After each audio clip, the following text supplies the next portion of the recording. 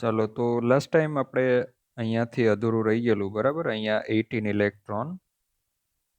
Electron થશે, 8 ને 8 16 અને 2 મેળવા 17 અને 18. ગઈકાલે ટેકનિકલ પ્રોબ્લેમને લીધે અહીંયાથી અચાનક જ વિડીયો બંધ થઈ ગયેલો. તો આપણે અહીંયા ફરી પાછું અહીંથી કન્ટિન્યુ સ્ટાર્ટ કરીએ.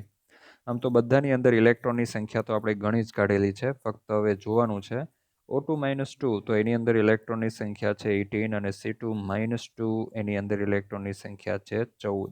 તો આ જે A છે એ સેટ આપણી પાસે છે, એની અંદર પણ ઇલેક્ટ્રોન બધામાં સમાન નથી, અને B સેટ છે એમાં પણ 14 14 18 14 બરાબર. તો આમાં પણ 4 ની અંદર ઇલેક્ટ્રોન સમાન નથી, એટલે આ પણ 4 નો આખો એક સેટ બન્યો છે એ આઈસો ઇલેક્ટ્રોનિક નથી. સી ઓપ્શન જોઈએ તો N2 ની અંદર 14 ઇલેક્ટ્રોન છે, O2 -1 ની અંદર 17 ઇલેક્ટ્રોન છે, NO+ તો NO+ આયરો એની અંદર 14 ઇલેક્ટ્રોન છે, CO તો CO ની અંદર પણ કેટલા છે 14 ઇલેક્ટ્રોન, પણ અહીંયા 17 ઇલેક્ટ્રોન હોવાથી આ પણ આઈસો ઇલેક્ટ્રોનિક નથી. ચલો લાસ્ટ, હવે તો આ જ હોવો જોઈએ આન્સર. તો NO+ છતાં ચેક કરી લઈએ. NO+ ની અંદર 14 ઇલેક્ટ્રોન, C2 -2 આયરું એની અંદર પણ કેટલા ઇલેક્ટ્રોન છે 14 ઇલેક્ટ્રોન, Cn- તો એ અહીંયા છે, આમાં પણ 14 ઇલેક્ટ્રોન, અને N2 7 દુને 14 ઇલેક્ટ્રોન. તો આપણો આન્સર થશે D. D is our answer, કે જેની અંદર 4 સ્પેસીસ છે એ આઈસો ઇલેક્ટ્રોનિક સ્પેસીસ છે. તો આ રીતે ઉપરનું એક એક્ઝામ્પલ જોયું બરાબર ને. પ્રશ્ન MCQ તમને આ રીતે પૂછાતો હોય છે, તો ફટાફટ ઉતાવળ રાખવાની બરાબર. એના માટે પરમાણુ ક્રમાંક તમને મોઢે હોવા જોઈએ, અને મોઢે જ ફટાફટ જ અહીંયા સરવાળો કરવાનો હોય, કારણ કે આ ક્વેશ્ચન JEE નીટની અંદર 1 મિનિટની અંદર જ સોલ્વ કરી દેવાનો હોય છે. એનાથી વધુ ટાઈમ જો લેવા જાવ આવા પ્રશ્નની અંદર તો તમારું પેપર પૂરું થતું નથી. એટલે મેક્સિમમ પ્રેક્ટિસ હોવી જોઈએ, અને એમાં પછી તમે નાઇટ્રોજનનો પરમાણુ ક્રમાંક યાદ ના આવતો હોય ને એ બધું દોરવા જાઓ, એવું બધા ધતિંગ જો કરવા જાઓ તો એ પેપર ક્યારેય પૂરું થતું નથી. ખાસ પ્લસ અને માઇનસ છે એના ઉપર ધ્યાન રાખવાનું છે, કે પ્લસ હોય તો આપણે દૂર કરવાના, માઇનસ કરવાનું, માઇનસ ચાર્જ હોય ત્યારે આપણે એટલા એડ કરવાના બરાબર. હવે આપણે સમ ઇલેક્ટ્રોનીય સ્પીસીસની વાત કરી દીધી બરાબર. મોસ્ટ ઇમ્પોર્ટન્ટ છે, લગભગ કોમ્પિટિટિવ એક્ઝામમાં આમાંથી ક્વેશ્ચન આ ટાઈપના પ્રશ્નો પૂછાયા કરે છે. હવે એ તો કોઈ પણ ટાઈપના સ્પીસીસ લે બરાબર, ગમે તે સલ્ફેટ આયન લે, પછી કોઈ પણ લે. આપણે તો ફક્ત શું કરવાનું, પરમાણુ ક્રમાંક જેટલા એટલે ઇલેક્ટ્રોન હોય એને આપણે એડ કરી દેવાના, આયન હોય તો એ મુજબ માઇનસ કરવાના, અથવા તો એ મુજબ આપણે એડ કરી દેવાના. એક હોમવર્ક આપું છું તમને, કે જેની અંદર તમારે ઇલેક્ટ્રોનની સંખ્યા ગણવાની છે. તો AlH3 એલ્યુમિનિયમ હાઇડ્રાઇડ, C2H4 બરાબર, પછી આર્ગોન, Cl- S-2 CO2, પછી CaH2 calcium hydride, BeF2 beryllium fluoride, BF3 NO3-, CO3-2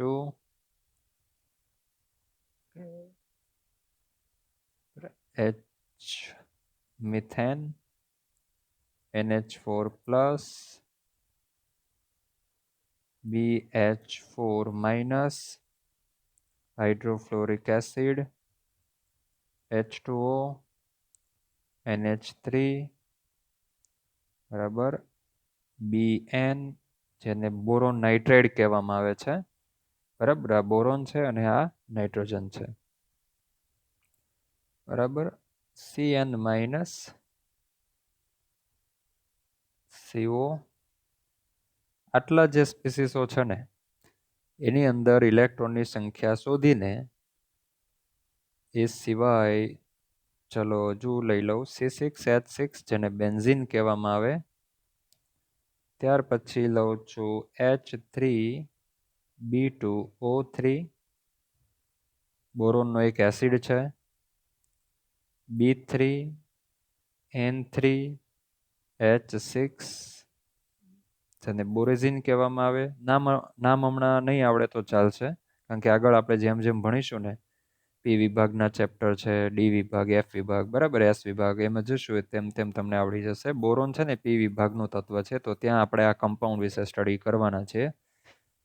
પછી C3N3H3, ઓકે. તો આટલા કમ્પાઉન્ડ આયનો છે, અંદર અમુક કમ્પાઉન્ડ છે, બરાબર. તો આની અંદર બધાની અંદર ઇલેક્ટ્રોનની સંખ્યા તમારે શોધવાની છે. અને આઇસો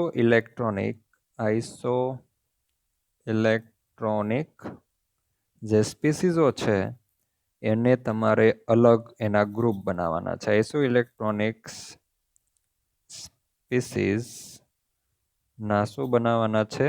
ગ્રુપ. ઓકે. માની લો કે કોઈ 3ની અંદર 14 ઇલેક્ટ્રોન આવતા હોય, તો 14 ઇલેક્ટ્રોન આવતા હોય તેવા કયા કયા આવશે? 16 ઇલેક્ટ્રોન આવતા હોય તેવા કયા આવશે? જેટલા આવતા હોય આમાંથી બધામાં પહેલા શું કરી દેવાનું? ઇલેક્ટ્રોનની સંખ્યા શોધી કાઢવાની. અને 14 ઇલેક્ટ્રોન આવતા હોય એમને એક સાઈડ, 16 ઇલેક્ટ્રોન આવતા હોય એને એક સાઈડ, 18 ઇલેક્ટ્રોન આવતા હોય એને એક સાઈડ, એવી રીતે 20 ઇલેક્ટ્રોન, 22 ઇલેક્ટ્રોન, 24 ઇલેક્ટ્રોન, આવા ગ્રુપ બનાવવાના છે. તો 14 ઇલેક્ટ્રોન આવતા હોય, માની લો કે એમાં 3 આવતા હોય, તો એ 3 એકબીજાના શું કહેવાય? Iso electronic species. આ એક હોમવર્ક છે. તો આ હોમવર્ક દરેક જણે આપણી જે કેમિસ્ટ્રીની બુક છે એની અંદર જ કરવાનું છે. જ્યારે આપણે સ્કૂલ પર પાછા મળીશું ત્યારે આ નોટ ચેક કરવામાં આવશે. ચલો, હવે આપણો જે નેક્સ્ટ ટોપિક છે એ રુથરફોર્ડના નમૂનાની ખામીઓ છે. રુથરફોર્ડના જે નમૂનો છે પરમાણુનો, એને કેન્દ્રીય નમૂનો પણ કહેવામાં આવે છે, કારણ કે એમાં કેન્દ્ર ઉપર વધુ ફોકસ કરવામાં આવેલું છે. અને કેન્દ્રની શોધ અને પ્રોટોન પરમાણુની અંદર કઈ જગ્યાએ ગોઠવાયેલા છે તો એ માટેની માહિતી રુથરફોર્ડે આપેલી. અને કેન્દ્રની સાઇઝ પણ પરમાણુના સાઇઝની સાપેક્ષે ખૂબ જ ઓછી છે, નાનું છે, અને એની અંદર પ્રોટોન રૂપી પોઝિટિવ ચાર્જ પાર્ટિકલ અંદર સમાયેલા છે. રુથરફોર્ડે ફક્ત એક સ્થિર વિદ્યુતીય આકર્ષણ બળને લીધે એવું કીધેલું કે ભાઈ ઇલેક્ટ્રોન પરમાણુના કેન્દ્રની બહારની બાજુ છે અને એક સ્થિર વિદ્યુતીય આકર્ષણ બળથી એની સાથે એટ્રેક્ટ થયેલા છે અને એ કેન્દ્રની આસપાસ કક્ષાની અંદર ગતિ કરતા હોય છે. પણ વધારે રુથરફોર્ડે ઇલેક્ટ્રોન વિશે કોઈ માહિતી આપણને આપી નથી, કારણ કે પરમાણુની અંદર જે પરમાણુની લાક્ષણિકતા છે, કોઈ તત્વની લાક્ષણિકતા છે, એ તત્વ કોઈ બીજા તત્વ સાથે રિએક્શન કરશે તો શું બનાવશે અને કઈ રીતે રિએક્શન કરશે? પરમાણુઓ એકબીજા સાથે રિએક્શન કરીને કોઈ અણુની રચના કરશે તો એ અણુમાં પરમાણુ વચ્ચે કયા ટાઈપના બોન્ડ હશે? એ બધી જ માહિતી આપણને ઇલેક્ટ્રોન રચના પરથી ખ્યાલ આવે, ઇલેક્ટ્રોનની ગોઠવણી પરથી ખ્યાલ આવે, એ કેન્દ્રમાં પ્રોટોન પરથી ખ્યાલ ના આવે. કેન્દ્રમાં તો ચાલો એક નાનું એવું કેન્દ્ર છે, બરાબર, એક કેન્દ્ર હોય નાનું એવું, આ રીતે આ એક કેન્દ્ર છે અને આ શું છે? કક્ષા છે, બરાબર. તો અહીંયા કેન્દ્રની અંદર પ્રોટોન માની લો 5 હોય તો એ આ રીતે 5 પ્રોટોન કેન્દ્રમાં જ હોવાના. હવે એની ગોઠવણીનો કોઈ મતલબ જ નથી, કારણ કે કેન્દ્રની અંદર પ્રોટોન સમાઈ ગયેલા છે, પરંતુ 5 ઇલેક્ટ્રોન બહાર હોય તો એ કઈ રીતે ગોઠવાયા હોય? તો એક જ કક્ષામાં કંઈ 5 ઇલેક્ટ્રોન આવી ગયા હોય એવું કંઈ જરૂરી નથી, કારણ કે પરમાણુમાં કક્ષાઓ તો બહુ બધી છે. તો આ 5 ઇલેક્ટ્રોનની ગોઠવણી કક્ષાઓમાં કઈ રીતે થઈ હોય એ રુથરફોર્ડને ખબર નહોતી, કારણ કે એનું જે કંઈ સંશોધન હતું એ ફક્ત કેન્દ્રને રિલેટેડ હતું, કેન્દ્ર ઓરિએન્ટેડ હતું. આ જે બહારનો ભાગ છે એટમનો, કે જેમાં કક્ષા છે, કક્ષામાં ઇલેક્ટ્રોન છે, આ ઇલેક્ટ્રોનની ગતિ શું છે, મીન્સ એનો વેગ શું છે, એનું વેગમાન શું છે, એમની ઉર્જા કેટલી છે, કઈ રીતે ગોઠવાયેલા છે, બરાબર.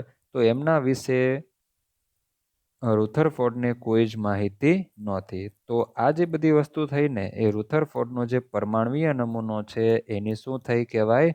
ખામીઓ થઈ કહેવાય, એની મર્યાદા થઈ કહેવાય. તો આપણે આગળ ડાલ્ટને શું કીધેલું કે પરમાણુ અવિભાજ્ય છે. પણ જે થોમ્સને ઇલેક્ટ્રોનની શોધ કરી એટલે ખ્યાલ આવ્યો કે નહીં ભાઈ, પરમાણુમાં ઇલેક્ટ્રોન જેવા સબ એટમિક પાર્ટિકલ છે. ધીમે ધીમે પ્રોટોનની શોધ, ન્યુટ્રોનની શોધ, આ બધા પાર્ટિકલોની શોધ પરથી ખ્યાલ આવ્યો કે પરમાણુ તો વિભાજ્ય છે. એના બે ભાગ પડે છે, એક કેન્દ્રનો ભાગ અને બીજો કેન્દ્ર સિવાયનો ભાગ. ત્યાર પછી રુથરફોર્ડે પરમાણુનો ત્યાર પછી જે થોમ્સને જ્યારે પ્રોટોન ઇલેક્ટ્રોન શોધાઈ ગયા એટલે તમને ખ્યાલ હશે કે જે થોમ્સને તડબૂચ નમૂનો આપ્યો કે જેમાં એણે ઇલેક્ટ્રોન પ્રોટોનની ગોઠવણી કરીને બધાને એક સાથે જ લઈ લીધા. મતલબ કે એની પાછળ કોઈ પ્રાયોગિક પ્રૂફ નહોતું, એક કાલ્પનિક નમૂનો હતો.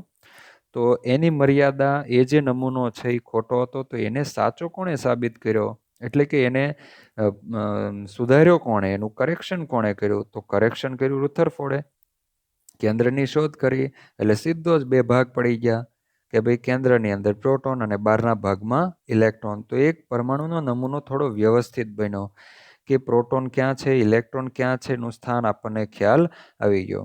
છતાં પણ એટલું ફાઇન કામ કર્યું છતાં પણ રુથરફોર્ડનો જે કેન્દ્રીય નમૂનો છે એની અંદર પણ આપણને ખામીઓ જોવા મળી. કારણ કે આ જે નમૂનો છે ને એના પરથી ઘણા બધા ક્વેશ્ચન માર્ક ઊભા થયા. કારણ કે વૈજ્ઞાનિકોએ પાછા સામા પ્રશ્નો કર્યા કે ભાઈ આવું થાય છે કે કેમ, બરાબર, અને કઈ રીતે, કેવા પ્રશ્નો થયા, અને એ પ્રશ્નોનું સોલ્યુશન રુથરફોર્ડ આપી શકતો નથી. તો એ પ્રશ્નો જે હતા, જે પ્રોબ્લેમ્સ હતા, ડાઉટ્સ હતા, એ બધા ડાઉટ્સ ઉપર બાકીના વૈજ્ઞાનિકોએ ફોકસ કર્યું અને એના ઉપર કામ કરવાનું ચાલુ કર્યું. તો રુથરફોર્ડ પછી વૈજ્ઞાનિક હતો નીલ બોર કે જેણે ઇલેક્ટ્રોન વિશે જે કંઈ માહિતી રુથરફોર્ડે નહોતો આપી શક્યો, તો એના ઉપર નીલ બોર નામના વૈજ્ઞાનિકે કામ ચાલુ કર્યું, સંશોધન કર્યું, હાઇડ્રોજન પરમાણુનો વર્ણપટનો ઉપયોગ કર્યો અને એના પરથી ઇલેક્ટ્રોનની ગોઠવણીનો સૌથી પહેલો પ્રયત્ન નીલ બોર નામના સાયન્ટિસ્ટે કરેલો. હવે આપણે અહીંયા જોઈએ કે એક સૌરમંડળ છે. તમે સૂર્યમંડળ તો તમને ખ્યાલ હશે જ, બરાબર. તો રુથરફોર્ડનો જે નમૂનો છે એ સૂર્યમંડળમાં જે સૂર્યની આસપાસ જે ગ્રહો હોય છે ને એની સાથે એને સરખાવવામાં આવે છે કે ભાઈ આ સૂર્ય છે. એવી જ રીતે પરમાણુમાં શું હોય છે? વચ્ચેના ભાગમાં કેન્દ્ર હોય છે. તો જે રીતે સૂર્ય હોય એવી રીતે પરમાણુમાં કેન્દ્રનો ભાગ, એટલે એને આપણે ન્યુક્લિયસ કહીએ છીએ, અને સૂર્યમંડળમાં કેન્દ્રનો ભાગ એને આપણે શું કહીએ છીએ? સૂર્ય કહીએ છીએ. અને કેન્દ્રની અંદર પ્રોટોન અને ન્યુટ્રોન જેવા પાર્ટિકલ હોય છે. અને આ જે પરમાણુની એક કક્ષા છે કે જે કક્ષાની અંદર ઇલેક્ટ્રોન હોય છે, અને આ ઇલેક્ટ્રોન કેન્દ્રની આસપાસ જે રીતે સૂર્યમંડળની અંદર સૂર્યની આસપાસ જે ચોક્કસ કક્ષા હોય છે એ કક્ષાની અંદર જુદા જુદા ગ્રહો હોય છે, બરાબર. બુધ હોય, ગુરુ છે, પૃથ્વી છે, શનિ છે. તો આ ટાઈપના ગ્રહો પોતાની જે ચોક્કસ કક્ષા છે એ કક્ષાની અંદર સૂર્યની આસપાસ પરિભ્રમણ કરતા હોય છે. તમે આગળના ધોરણમાં ભણી ગયા હશો કે આજે માની લો કે કોઈ પૃથ્વી છે, તો એ પૃથ્વી અને જે સૂર્ય છે એમની વચ્ચેનું જે અંતર, એ અંતરને આપણે આર કહીએ. તમને એ પણ ખબર હશે કે સૂર્યની જેટલા નજીક ગ્રહો હોય ને એ થોડા ફાસ્ટ ફરતા હોય છે, અને જેમ જેમ સૂર્યથી દૂર જતા જશો તો પાછળ જે છેલ્લે પ્લુટો અને જે એવા બધા ગ્રહો છે એનું જે ડિસ્ટન્સ છે સૂર્યથી ઘણું દૂર હોય છે, અને એમની ગતિ કેવી હોય છે? ડિસ્ટન્સને લીધે ઓછી હોય છે.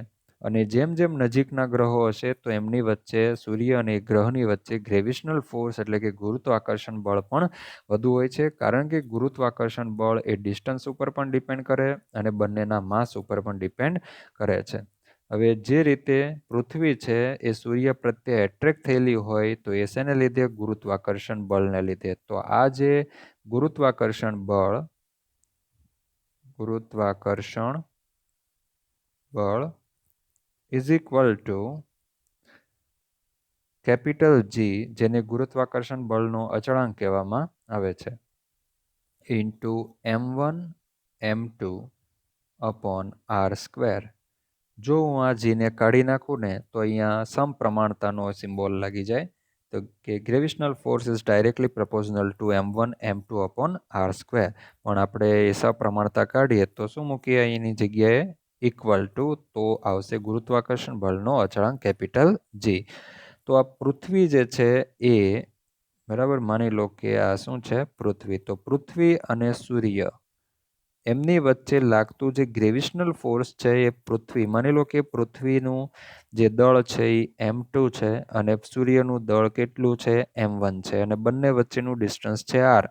તો બંને વચ્ચે લાગતું ગ્રેવિશનલ ફોર્સ એ કોના ઉપર ડિપેન્ડ કરશે? બંનેના દળ ઉપર અને એના વચ્ચે આવેલા ડિસ્ટન્સ ઉપર. અને તમે જોઈ શકો કે r છે ને એ છેદમાં છે ને એમાંય પાછો એનો ઘાત છે. તો જેમ જેમ r વધતો જશે તેમ તેમ ગ્રેવિશનલ ફોર્સ શું થતું જશે? ઘટતું જશે.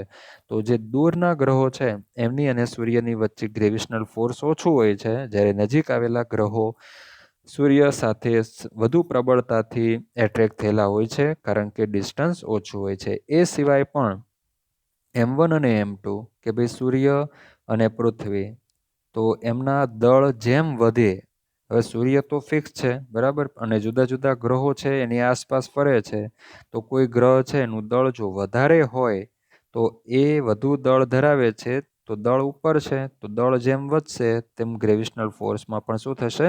વધારો થશે. પણ હા, સાથે સાથે ડિસ્ટન્સને પણ આપણે ધ્યાનમાં લેવાનું છે. તો આ દળ અને જે એમની વચ્ચેનું ડિસ્ટન્સ છે એને ધ્યાનમાં રાખીને એ બંને વચ્ચે આપણને ગ્રેવિશનલ ફોર્સ જોવા મળે છે. તો એવી જ રીતે વૈજ્ઞાનિકોએ એવું કહ્યું કે જે રીતે આપણું સૂર્યમંડળ છે એવી જ રીતે પરમાણુનું મોડલ પણ એને મળતું આવે છે કે ભાઈ આ ઇલેક્ટ્રોન છે અને અંદર શું છે? પ્રોટોન છે. માની લો કે આપણે અહીંયા એક પ્રોટોન લઈ લઈએ, કે આપણે બહાર એક ઇલેક્ટ્રોન બતાવ્યો છે, ઓકે, અને માની લો કે કોઈ એક ન્યુટ્રોન છે. તો કેન્દ્ર છે એ ધન વીજભારિત અને ઇલેક્ટ્રોન છે એ કેવો છે? ઋણ વીજભારિત. તો માની લો કે કેન્દ્રનો વીજભાર છે એ Q1 છે અને ઇલેક્ટ્રોનનો વીજભાર એ Q2 છે અને બંને વચ્ચેનું અંતર છે એને આપણે R કહીએ. તો અહીંયા ઇલેક્ટ્રોન પણ જે રીતે પૃથ્વી સૂર્યથી એટ્રેક્ટ થયેલી છે એવી જ રીતે ઇલેક્ટ્રોન પણ કેન્દ્રથી એટ્રેક્ટ થયેલો છે, અને આ ઇલેક્ટ્રોન પૃથ્વી જે રીતે સૂર્યની આસપાસ ફરે છે એવી જ રીતે ઇલેક્ટ્રોન પણ આ કેન્દ્રની આસપાસ પ્રવેગિત ગતિ કરે છે. તો કેન્દ્ર અને ઇલેક્ટ્રોન વચ્ચે જે એટ્રેક્શન ફોર્સ લાગે છે એને કુલંબિક આકર્ષણ બળ કહેવામાં આવે છે. આ કુલંબિક એટ્રેક્શન ફોર્સ જે છે એનું સૂત્ર આપણે એવું લખી શકીએ કે કેપિટલ કે જે કુલંબિક બળનો એક સપ્રમાણતા અચળાંક છે, Q1 Q2 upon r². તો વૈજ્ઞાનિકોએ આના માટેનું પણ કુલંબિક એટ્રેક્શન ફોર્સનું પણ સૂત્ર તારવ્યું અને આગળ ગ્રેવિશનલ ફોર્સનું સૂત્ર. હવે તમે બંને સૂત્રો જુઓ ને તો મેથેમેટિકલી તો બંને સૂત્રો સમાન જેવા છે. જો ત્યાં જી છે એની જગ્યાએ કુલંબિક આકર્ષણ બળનો અચળાંક છે કે, ત્યાં દળ હતું તો અહીંયા શું છે? ચાર્જ છે, કારણ કે આપણું કેન્દ્ર અને ઇલેક્ટ્રોન બંને કેવા છે? ચાર્જવાળા છે. ઓપોઝિટ ચાર્જ છે કે જેને લીધે એમની વચ્ચે એટ્રેક્શન જોવા મળે છે, જ્યારે ત્યાં દળને લીધે એટ્રેક્શન જોવા મળે છે અને બંને વચ્ચેનું ડિસ્ટન્સ r, તો r અને નીચે આવશે r². તો બંને જે એટ્રેક્શન ફોર્સ છે એમના સૂત્રો છે એ એકબીજાને મળતા આવે છે. પણ હા, ડિફરન્સ શું છે? તો આપણો જે ઇલેક્ટ્રોન છે વીજભારિત છે, કેન્દ્ર પણ વીજભારિત છે, જ્યારે અહીંયા સૂર્ય અને પૃથ્વી એ વીજભાર રહિત છે, એ કોઈ વીજભારિત કણો નથી. અહીંયા સૂર્ય પણ એક કણ કહેવાય, પૃથ્વી પણ એક કણ કહેવાય. આમ જુઓ તો પૃથ્વી છે એ સૂર્યની સાપેક્ષે કણ કહી શકીએ અને સૂર્ય છે એ પણ એક કણ કહી શકાય. આખા જે ગેલેક્સી છે એની સાપેક્ષે, ગેલેક્સી હોય ને એની અંદર આવા તો અસંખ્ય સૂર્ય હોય, તો એક ગેલેક્સીની સાપેક્ષે એક સૂર્ય કણ કહી શકાય, બરાબર. અને ગેલેક્સી, તો બ્રહ્માંડની સાપેક્ષે ગેલેક્સી એક કણ કહી શકાય. એવું બને કે એક ગેલેક્સીની અંદર અસંખ્ય સૂર્યો હોઈ શકે, અને આવી તો કેટલી ગેલેક્સી બ્રહ્માંડની અંદર હોઈ શકે. તો સૂર્યની સાપેક્ષે પૃથ્વી કણ, ગેલેક્સીની સાપેક્ષે સૂર્ય કણ, બ્રહ્માંડની સાપેક્ષે ગેલેક્સી કણ. તો બ્રહ્માંડ ક્યાં? તો બ્રહ્માંડનો તો કોઈ અંત જ નથી. અને તમે કદાચ કૃષ્ણા જે સિરિયલ આવે છે જોતા હશો, બરાબર. મહાભારત પણ જોયું હશે કે જેમાં ભગવાન કૃષ્ણ એક વિરાટ સ્વરૂપ ધારણ કરે છે અને એના મોઢામાં જ અર્જુનને આખું બ્રહ્માંડ બતાવી દે છે.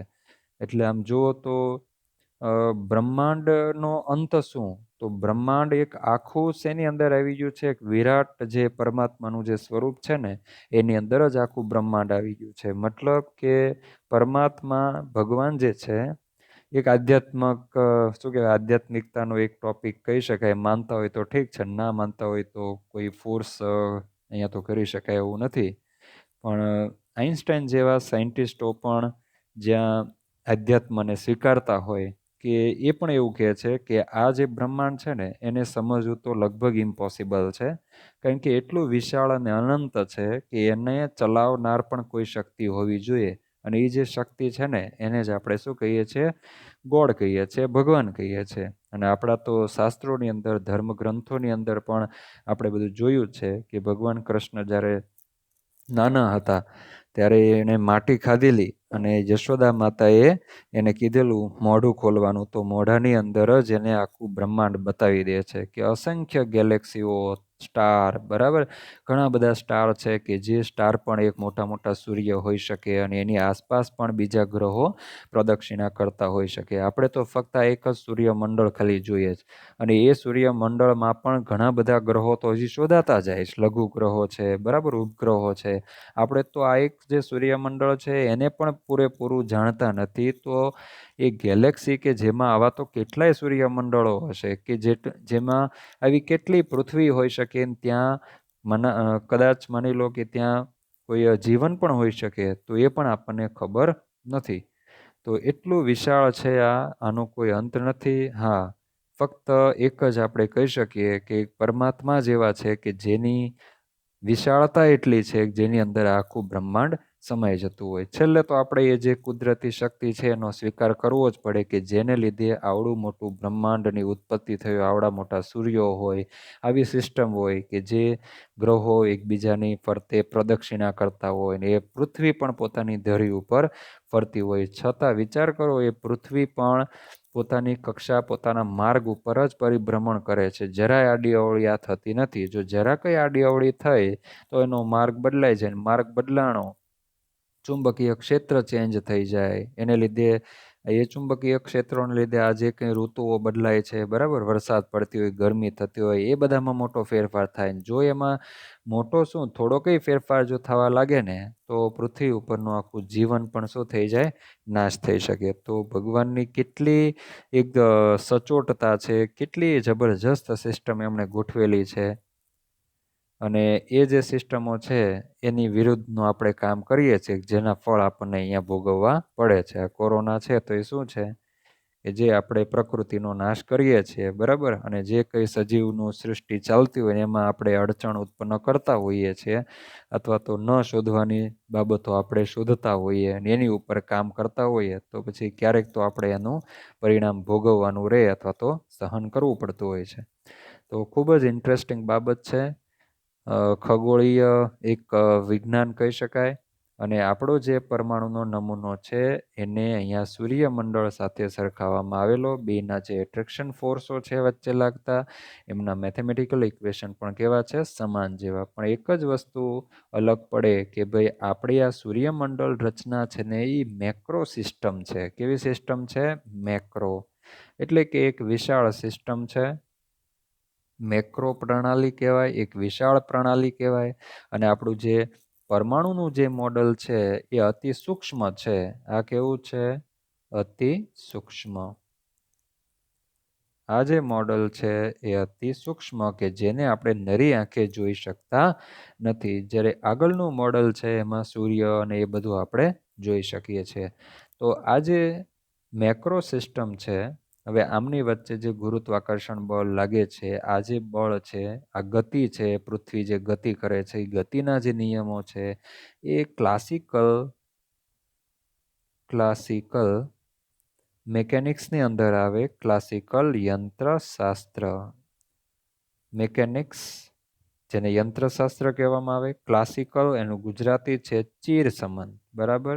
ચીર થોડો વિચિત્ર શબ્દ છે.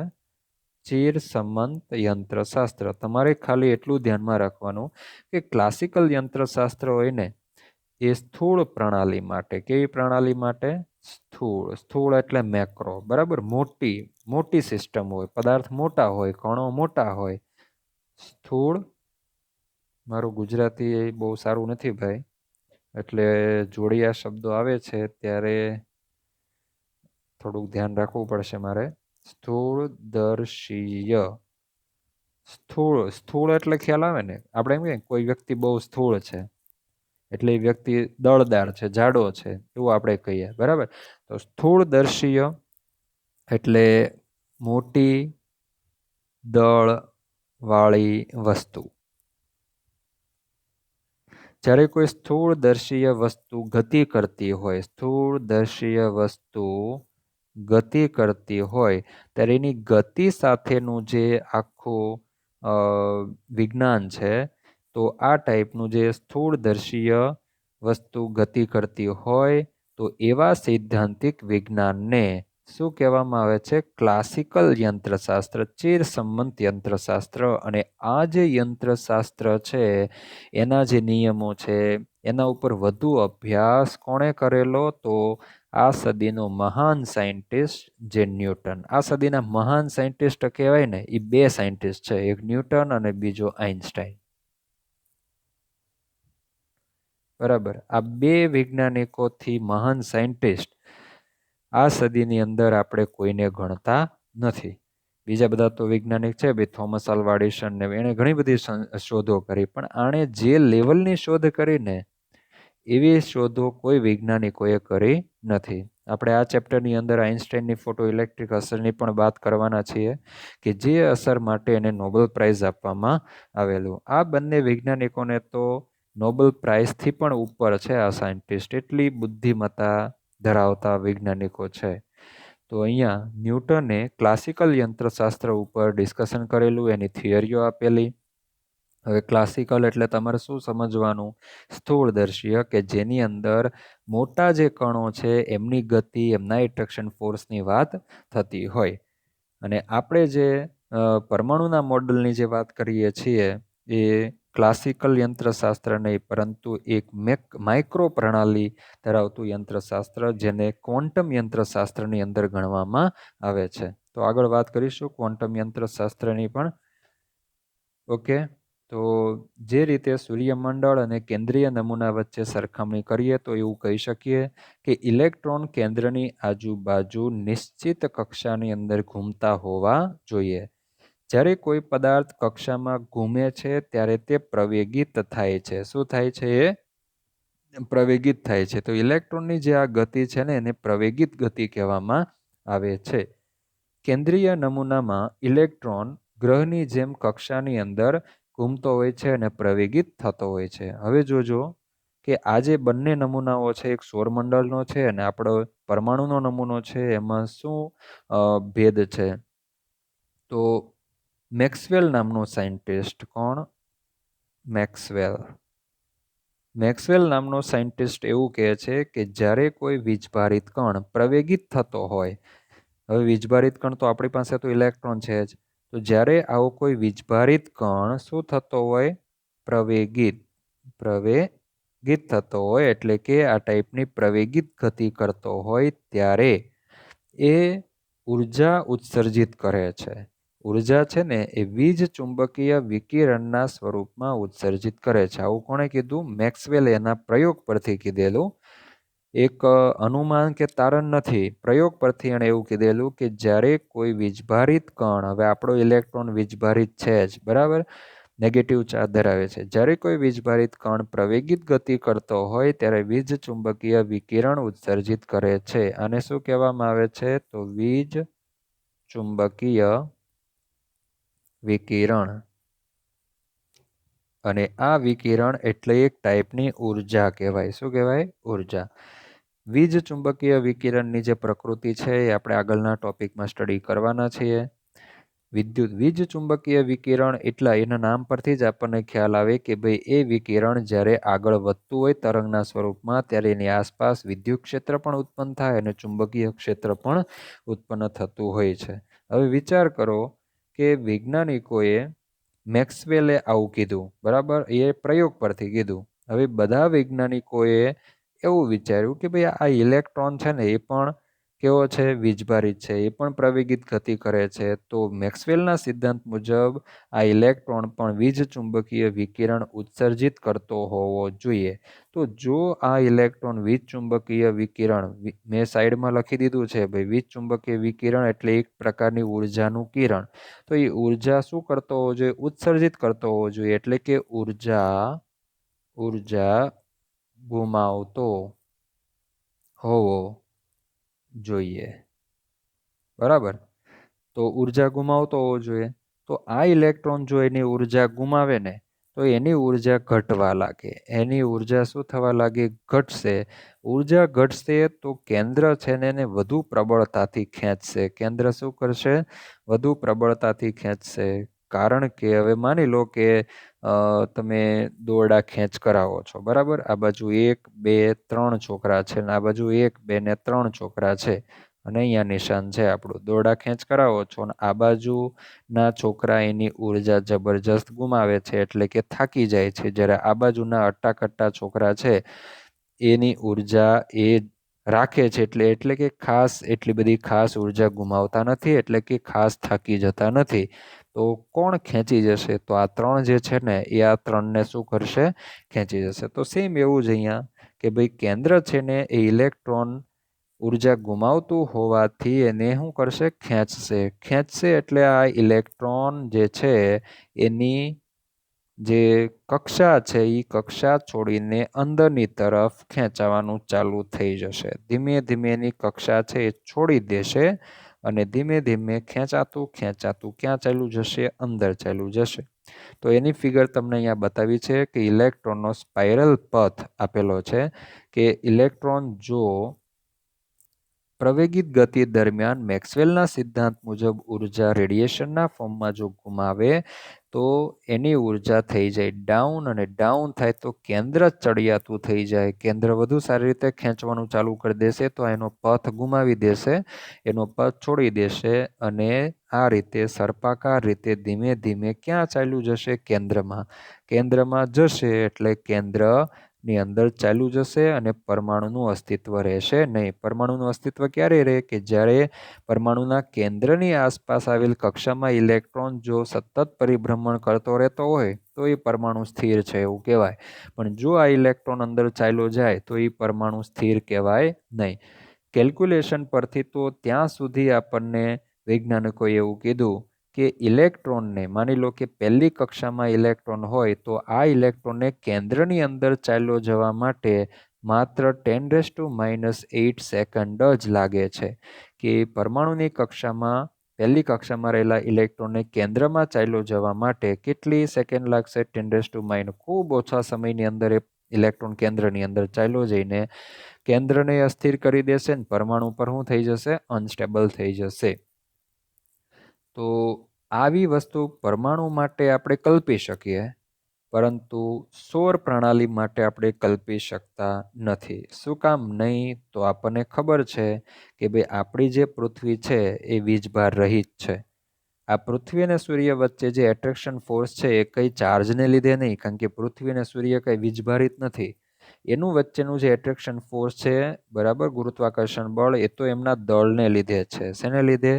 દળને લીધે. હવે પૃથ્વી પણ આ રીતે કક્ષીય પરિભ્રમણ કરે છે, પણ એ વીજભાર રહિત હોવાથી એ જ્યારે પરિભ્રમણ કરતી હોય, પ્રવેગિત ગતિ કરતી હોય ત્યારે એ વિકિરણ રૂપી ઉર્જાનું ઉત્સર્જન કરતી નથી. એટલા માટે પૃથ્વી પોતાની કક્ષા છોડીને ઉર્જા ગુમાવીને સૂર્યની અંદર સમાઈ જાય એવી કોઈ શક્યતા આવતી નથી. પણ પરમાણુ માટે તો આપણે આવું વિચારવું પડે. વૈજ્ઞાનિકોએ વિચાર્યું તે કે હા ભાઈ આ ઇલેક્ટ્રોન વીજભારિત છે, મેક્સવેલના સિદ્ધાંત મુજબ તો આ ઇલેક્ટ્રોન અંદર ચાલ્યો જવો જોઈએ. પણ આવું બનતું નથી. શું કામ નથી બનતું? તો તમે જોઈ શકો છો કે તમારી પાસે H2 અણુ છે, બરાબર, આ હાઇડ્રોજનનો પરમાણુ. ઓકે, આ હાઇડ્રોજનના 2 પરમાણુઓ, અંદર એક પ્રોટોન છે, અહીંયા એક ઇલેક્ટ્રોન છે, અહીંયા એક ઇલેક્ટ્રોન છે. આપણી પાસે હાઇડ્રોજન ગેસ છે અને એ સ્થિર છે, એ અવેલેબલ છે. હાઇડ્રોજન ગેસ અવેલેબલ છે એનું રીઝન શું કે ભાઈ પરમાણુ હાઇડ્રોજન ગેસ ડાયહાઇડ્રોજન ગેસ બન્યો છે એમાંથી તો હાઇડ્રોજનનો પરમાણુ આ પણ હાઇડ્રોજનનો પરમાણુ કઈ રીતે હાઇડ્રોજન ગેસ બન્યો તો હાઇડ્રોજન ગેસ બે હાઇડ્રોજન પરમાણુઓ એકબીજા સાથે ભાગીદારી ઇલેક્ટ્રોનિક કરીને H2 અણુ બન્યો છે તો જો આપણી પાસે હાઇડ્રોજનના પરમાણુ સ્થિર ફોર્મમાં હોય જ નહીં તો આ બંને ભેગા થઈને H2 અણુ બનાવે એવો કોઈ પ્રશ્ન જ ન આવે તો H2 અણુ તો છે આપણી પાસે એનો મતલબ શું થયો કે ભાઈ હાઇડ્રોજન પણ અવેલેબલ હોવા જોઈએ તો છે હાઇડ્રોજન પરમાણુ જો હાઇડ્રોજન પરમાણુનું અસ્તિત્વ જો આ ઇલેક્ટ્રોન છે ને એ કેન્દ્રમાં આ રીતે ચાલ્યો ગયો હોત ને તો હાઇડ્રોજન પરમાણુનું તો અસ્તિત્વ જ ના હોત હવે હાઇડ્રોજન પરમાણુ જ ના હોત તો એમાંથી H2 અણુ જ ના બને સમજ પડે એટલે વૈજ્ઞાનિકોએ જોયું કે ભાઈ આવું થવું તો જોઈએ મેક્સવેલના સિદ્ધાંત મુજબ ઇલેક્ટ્રોન અંદર જવો જોઈએ પણ ઇલેક્ટ્રોન અંદર જો જાય તો પરમાણુનું અસ્તિત્વ જ ના રહે તો અહીંયા તો વૈજ્ઞાનિક એવું કહે છે કે ભાઈ આ ઇલેક્ટ્રોન અંદર આવી રીતે ગતિ દરમિયાન ચાલ્યો જતો હોવો જોઈએ નહીં તો એને રુથરફોર્ડને પૂછ્યું કે ભાઈ તમે જે કેન્દ્રીય નમૂનો આપ્યો છે એમાં ઇલેક્ટ્રોન અંદર ચાલ્યો જવો જોઈએ પણ નથી જતો એનું રીઝન શું તો રુથરફોર્ડ કહે છે કે મને ભાઈ એની કોઈ સમજ નથી મતલબ કે પરમાણુની સ્થિરતા સમજો ધ્યાનથી કે ભાઈ પરમાણુની સ્થિરતા સમજાવી શકતો નથી આમ જુઓ તો આ ટોપિક બહુ ઇમ્પોર્ટન્ટ નથી ખાલી ઇન્ફોર્મેશન માટે જ છે બરાબર એટલે આ જે આખું પેજ છે ને ટોપિક આપણો 2.2.5 છે ને રુથરફોર્ડના નમૂનાની ખામી તો એને આપણે ગોખણ પટ્ટી આખા ટોપિકને કરવાની જરૂર નથી ખાલી સમજવા પૂરતું સમજવાનું કારણ કે આ ટોપિકમાં બીજું બહુ બધું ઇમ્પોર્ટન્ટ છે એટલે અહીંયા કોઈ ખોટી ગોખણ પટ્ટી કરવાની જરૂર નથી પરમાણુની જે સ્ટેબિલિટી છે એ એક્સપ્લેન નથી કરી શકતો વૈજ્ઞાનિકો પૂછે છે પણ એ સમજાવી શકતો નથી અને બીજું એ કે જો ઇલેક્ટ્રોનની ગતિ ક્લાસિકલ યંત્રશાસ્ત્ર અને વિદ્યુત ચુંબકીય સિદ્ધાંતને આધારે વર્ણવીએ તો આપણે એવું કહી શકીએ કે કક્ષામાં ઇલેક્ટ્રોનની ગતિ જે પરમાણુને અસ્થિરતા તરફ જે લઈ જાય છે તો પછી ઇલેક્ટ્રોન સ્થિર ન હોવા ઇલેક્ટ્રોન ગતિ ન કરતા હોવા જોઈએ ઇલેક્ટ્રોન સ્થિર હોવા જોઈએ એમ આપણે એમ કહીએ છીએ કે ભાઈ પરમાણુ તો સ્ટેબલ છે ઇલેક્ટ્રોન કઈ કેન્દ્રમાં ચાલ્યા જતા નથી તો એક પ્રશ્ન એ થાય કે ભાઈ આ કેન્દ્રમાં પ્રોટોન અને આ ઇલેક્ટ્રોન હવે આ ઇલેક્ટ્રોન ગતિ કરે છે તો એ વીજચુંબકીય વિકિરણ ઉત્સર્જિત કરે ને મેક્સવેલના સિદ્ધાંત મુજબ અને તો એ અંદર જવાની શક્યતા રહે ને હવે અંદર તો જતો નથી એનો મતલબ એવો થતો હોવો જોઈએ કે આ ઇલેક્ટ્રોન એવું પણ માની શકાય આ બધી કલ્પનાઓ ધારણાઓ છે આ ઇલેક્ટ્રોન ગતિ જ ના કરતો હોય આ ઇલેક્ટ્રોન ગતિ જ ના કરતો હોય એ સ્થિર હોય માની લો કે આ ઇલેક્ટ્રોન સ્થિર હોય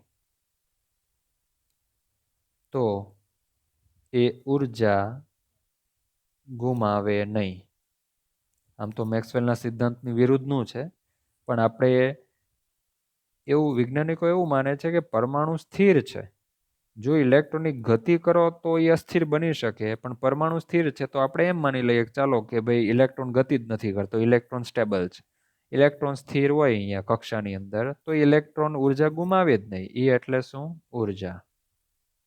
ઉર્જા ના ગુમાવે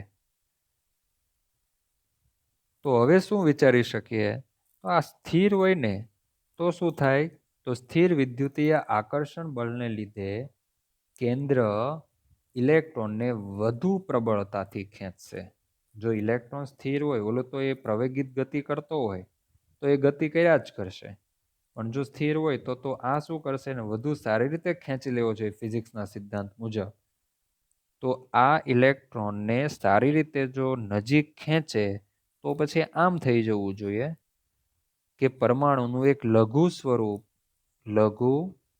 સ્વરૂપ રચાવું જોઈએ ક્યારે જો ઇલેક્ટ્રોન સ્થિર હોય તો ઇલેક્ટ્રોન સ્થિર હોય તો પરમાણુની અંદર કેન્દ્ર ઇલેક્ટ્રોનને વધુ પ્રબળતાથી ખેંચે તો આ ઇલેક્ટ્રોન થોડો વધુ નજીક આવી જાય આ કેન્દ્ર, બરાબર, અને આ રીતે થઈ જાય, આ રીતે ઇલેક્ટ્રોન નજીક આવી ગયો. તો આ જે સ્વરૂપ છે ને એ કેવું સ્વરૂપ છે? પરમાણુનું લઘુ સ્વરૂપ અથવા તો લઘુ ફોર્મ, એક નાનું સ્વરૂપ. તો પરમાણુ આ રીતે નાનો થઈ જવો જોઈએ, પણ ના. ગણતરીઓ પરથી તો એવો પણ ખ્યાલ આવ્યો કે હાઇડ્રોજન પરમાણુમાં કેન્દ્ર અને પરમાણુ વચ્ચેની જે ત્રિજ્યા છે એ કેટલી છે? 10⁻⁻10 મીટર, બરાબર. H એટમ માટે પરમાણુની એટમની ત્રિજ્યા ફિક્સ છે 10⁻10 મીટર. એટલે આ લઘુ સ્વરૂપ થઈ ગયું હોય એવું પણ આપણને ખાસ કંઈ દેખાતું નથી. એટલે અહીંયા પણ એક ક્વેશ્ચન માર્ક થાય કે ભાઈ લઘુ સ્વરૂપ રચાવવું જોશે, લઘુ સ્વરૂપ છે એ રચાવવું જોઈએ, પણ એ લઘુ સ્વરૂપ છે ને એ જે કેલ્ક્યુલેશન છે એના ડેટા છે એની સાથે બંધ બેસતું નથી.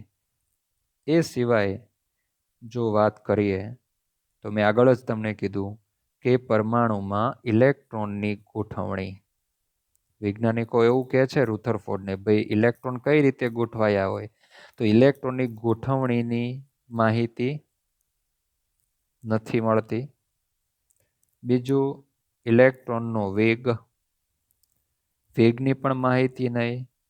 ઇલેક્ટ્રોનની ઉર્જા, બરાબર, એની ઉર્જા શું છે એની પણ માહિતી મળતી નથી.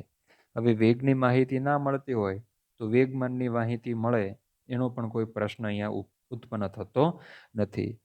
મતલબ કે ઇલેક્ટ્રોન કઈ રીતે ગોઠવાયા છે, કોઈ કક્ષાની અંદર કેટલા ઇલેક્ટ્રોન છે એની પણ માહિતી નહીં. ઇલેક્ટ્રોન એમ કે છે કે ચાલો ભાઈ પરિભ્રમણ કરતો હોવો જોઈએ, કોણીય વેગમાન એનું હોવું જોઈએ, પણ કેટલું કોણીય વેગમાન? તો વેગ જ નથી, વેગ જ ખબર નથી. રુથરફોર્ડે એના નમૂનામાં શું વેગની વાત કરી ઇલેક્ટ્રોનની? ના. ઇલેક્ટ્રોનની ઉર્જાની કોઈ વાત કરી? ના, બરાબર. એણે કંઈ એવું ખાસ નથી કીધું કે ઇલેક્ટ્રોન અને કેન્દ્ર વચ્ચે એક્ઝેક્ટ ડિસ્ટન્સ કેટલું, એક્ઝેક્ટ અંતર કેટલું, એની પણ ખાસ વાત નથી કરી. આપણે ત્રિજ્યા કહીએ છીએ કે ભાઈ કેન્દ્ર, માની લો કે આ કેન્દ્ર છે અને આ ઇલેક્ટ્રોન છે, તો એમની વચ્ચેનું જે અંતર એટલે ત્રિજ્યા થઈને પરમાણુની, આ ત્રિજ્યા છે 10⁻10 મીટર. પણ આ જે વસ્તુ છે ને એ એક્ઝેક્ટ નથી, બરાબર. આ એક્ઝેક્ટ નથી, આ એક અંતર અંદાજિત છે. તો આપણને એક્ઝેક્ટ અંતર વિશેની કોઈ માહિતી નથી મળતી. ઇલેક્ટ્રોન કઈ ડિરેક્શનમાં છે કેન્દ્રથી એની વિશેની પણ કોઈ માહિતી મળતી નથી. તો ખાસ ઇમ્પોર્ટન્ટ ઇલેક્ટ્રોનની ઉર્જા છે, ગોઠવણી છે, વેગ છે. તો આ જે વસ્તુઓ છે એની માહિતી નહીં. બીજું કે પરમાણુની સ્થિરતા વિશે પણ કંઈ રુથરફોર્ડ સમજૂતી આપી શકતો નથી. તો આ બધી વસ્તુ શું થઈ? રુથરફોર્ડના પરમાણુના નમૂનાની, કેન્દ્રીય નમૂનાની શું થઈ? મર્યાદા થઈ. હવે આ મર્યાદા જો સોલ્વ થાય ને તો પરમાણુનો નમૂનો એકચ્યુઅલ અને સાચો ટ્રુ નમૂના તરફ જાય. તો મર્યાદા આવે ને, ખામીઓ આવે તો આપણે એ ખામીને સુધારા તરફ પેલું લઈ જઈ શકીએ. પણ ખામી જો આપણને ના મળતી હોય તો આપણે સુધારો કઈ રીતે કરી શકવાના? આપણી વીકનેસ શું છે, આપણો વીક પોઈન્ટ શું છે એ જ આપણને ખબર ન હોય તો આપણે વીક પોઈન્ટ સુધારી કઈ રીતે શકવાના? તો સૌથી પહેલાં તો આપણો વીક પોઈન્ટ શું છે, કયા સબ્જેક્ટની અંદર શું પ્રોબ્લેમ છે, કેમિસ્ટ્રી છે તો એમાં કયા ચેપ્ટરોની અંદર આપણો કયો વીક પોઈન્ટ છે, લખવામાં વીક પોઈન્ટ છે, યાદ રાખવામાં વીક પોઈન્ટ છે, સમજાતું નથી, એ વીક પોઈન્ટને આપણે સૌથી પહેલાં આઈડેન્ટિફાઈ કરવો જોઈએ. અને એના ઉપર જો આપણે કામ કરીએ ને તો આપણને સફળતા હંમેશા મળે જ. તો આવું જ અહીંયા પરમાણુના નમૂના માટે પણ થાય છે. તો આગળ આપણે જઈશું. તો બોર નામનો વૈજ્ઞાનિક બહુ મહાન સાયન્ટિસ્ટ છે. એવું કહેવાય છે કે બોર છે ને રુથરફોર્ડના અંડરમાં ઘણા વર્ષો સુધી કામ કરેલું. એટલે રુથરફોર્ડ છે એનો શિષ્ય નીલ બોર, પણ નીલ બોર છે ને એનું કામ તો રુથરફોર્ડ કરતાંય જબરજસ્ત છે. તો અહીંયા શિષ્ય છે ને એ તો ગુરુને પણ આંટી મારે એવો જોરદાર વૈજ્ઞાનિક બને છે. તો આપણે ધીમે ધીમે આગળ એના તરફ જશું.